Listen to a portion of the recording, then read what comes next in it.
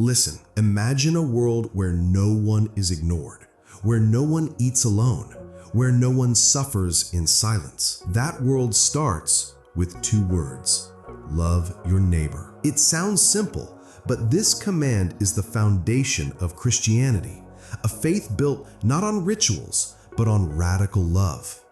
And yet, in our busy lives, we've forgotten what it really means. If you found this video helpful, my complete step-by-step PDF on these teachings is on Gumroad.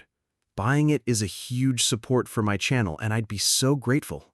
So let's dig deep into scripture, into science, into the raw, messy beauty of what it means to love like Jesus did. Think about the last time someone showed you unexpected kindness. Maybe it was a stranger who held the door when your hands were full. Maybe it was a friend who sat with you in silence when words couldn't fix the pain. That's love in action. And Christianity takes it further, calling us to love not just when it's easy, but when it costs us something. Jesus didn't say, help people if it's convenient. He said, whatever you did for the least of these, you did for me.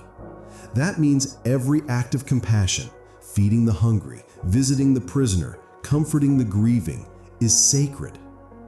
Science tells us something incredible. Kindness is wired into our biology. When we help others, our brains release dopamine, the same chemical that makes us feel joy. Studies show that volunteering lowers depression, that generosity reduces stress.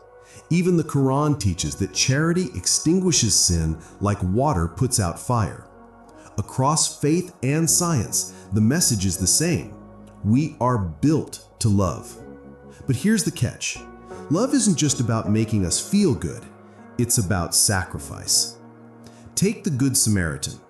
He didn't just toss a coin at the wounded man and walk away. He stopped, risking his own safety.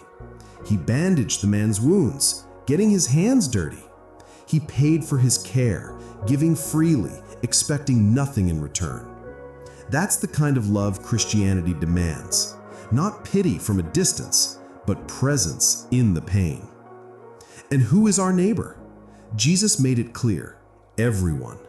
The immigrant, the addict, the person who votes differently, worships differently, lives differently. Even, especially, the ones society has labeled unworthy.